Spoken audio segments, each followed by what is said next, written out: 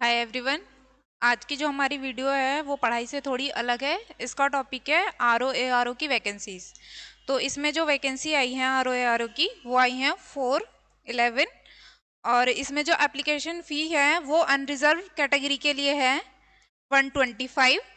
और SC ST या reserve category के लिए ये है 65। ठीक, इसके जो एप्लीकेशन स्टार्ट हो रहे हैं फॉर्म वो 9 अक्टूबर 2023 से 9 नवंबर 2023 तक होंगे। जॉब लोकेशन होगी इसकी उत्तर प्रदेश, लेकिन इसमें सबसे पहले आपको OTR कराना कंपलसरी है, यानी कि वन टाइम रजिस्ट्रेशन। यदि आप OTR नहीं कराएंगे तो आपका फॉर्म इसमें फिल नहीं होगा।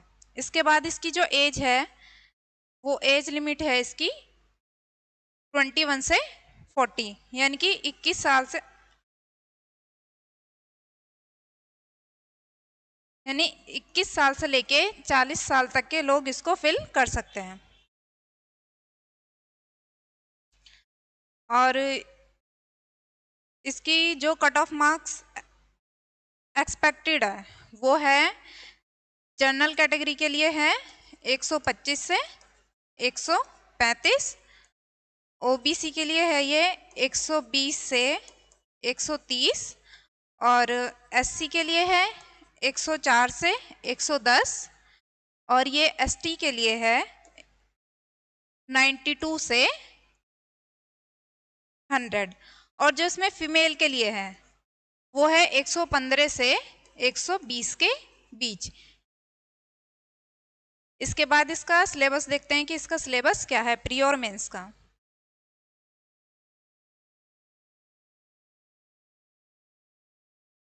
इसका जो प्री का सिलेबस है प्रारंभिक परीक्षा का,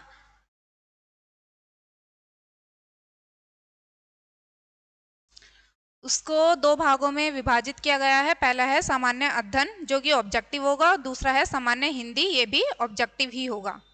जो सामान्य अध्ययन है इसमें सामान्य विज्ञान आएगा, 10 भागों में से डिवाइड किया गया है। पहला है सामान्य विज्ञान, दूसरा है भारत का इतिहास, तीसरा है भारतीय राष्ट्रीय आंदोलन, और फिर है इसमें भारतीय राजतंत्र, अर्थव्यवस्था और संस्कृति। फिर आता है इसमें भारतीय कृषि, वाणिज्य और व्यापार। उसके बाद है जनसंख्या, पर्यावरण और नगरीकरण। ये जनसंख्या, पर्यावरण और नगरीकरण है वो सिर्फ भारतीय परिप्रेक्ष्य के ही इसमें आएंगे। इसके बाद है इसका विश्व भूगोल यानी वर्ल्ड ज्योग्राफी, भारत का भूगोल और प्राकृतिक संसाधन। इसके बाद आता है इसमें अधुनातन राष्ट्रीय तथा अंतर्राष्ट्रीय महत्वपूर्ण घटनाक्रम। इसके बाद है सामान्य बौद्धिक क्षमता, इसमें थोड़ी रीजनिंग भी आएगी। उसके बाद है उत्तर प्रदेश की शिक्षा, संस्कृति, कृषि, उद्योग, व्यापार एवं रहे सहन और सामाजिक प्रथाओं के संबंध में विशिष्ट जानकारी। इसका जो समय होगा पेपर का वो 2 घंटे होगा। जो इसमें टोटल प्रश्न आएंगे वो 140 आएंगे।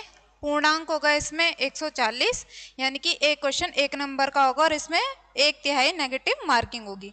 उसके बाद इसका दूसरा पोर्शन आता है सामान्य हिंदी का, जिसमें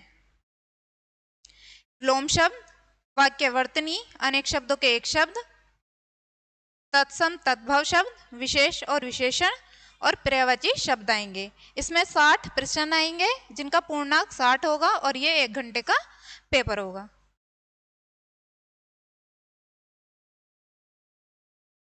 इसके बाद इसका मेन एग्जामिनेशन का जो सिलेबस है उसमें समय 2.5 घंटे दिया होगा, और इसमें जो सामान्य अध्ययन आएगा वो वही होगा जो इसका प्री में आया है, यानी कि प्री और मेंस का सामान्य अध्ययन का सिलेबस सेम होगा, लेकिन हिंदी में थोड़ा अलग होगा। इसमें दिए हुए गद्यांश का शीर्षक, सारांश और 3 रेखांकित अंशों की व्याख्या।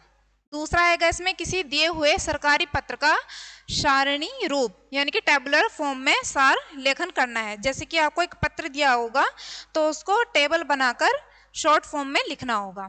फिर इसके बाद आएगा पत्राचार, इसमें शासकीय, अर्धशासकीय पत्र, कार्यालय आदेश, ज्ञापन, परिपत्र। उसके बाद आएगा आपका विज्ञप्ति, टिप्पण एवं प्रतिवेदन। फिर चौथा जो आपका टॉपिक है यह है परिभाषिक शब्दावली, जो कैसी होगी, प्रशासनिक और वाणिज्यिक शब्दावली होगी। इसे भी 3 भागों में विभाजित किया गया है। पहला होगा इसमें अंग्रेजी से हिंदी का ट्रांसलेशन, फिर होगा हिंदी से अंग्रेजी, और इसमें फिर तीसरा होगा मुहावरे तथा लोकोक्तियाँ। इसके बाद इसमें कंप्यूटर का बेसिक जो नॉलेज होती है वो आएगी, जो आपकी 10 अंकों की होगी। इसके बाद खंड 2 में सामान्य शब्द ज्ञान एवं व्याकरण, जो कि ऑब्जेक्टिव होगा।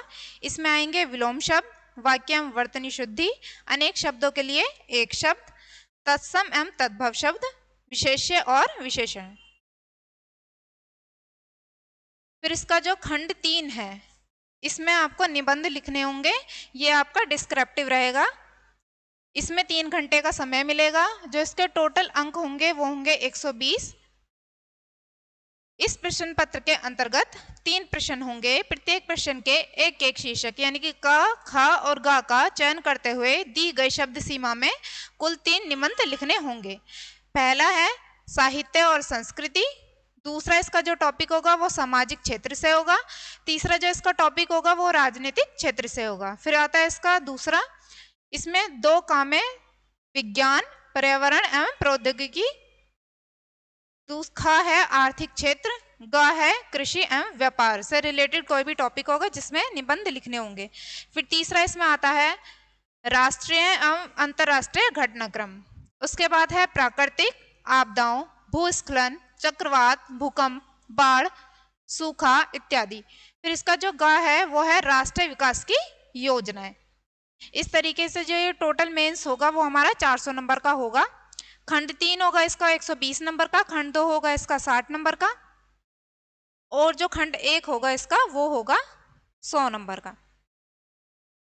इस तरीके से आपका ये आरओ एआरओ की जो वैकेंसीज आई हैं, इसका सिलेबस और कितनी वैकेंसीज आई हैं और कब कब फिल करना, कब तक इसे फिल कर सकते हैं, ये आपको इसमें वीडियो में बता दिया गया है। वीडियो अच्छी लगी हो तो वीडियो को लाइक करें, शेयर करें, चैनल को सब्सक्राइब करें। Thank you.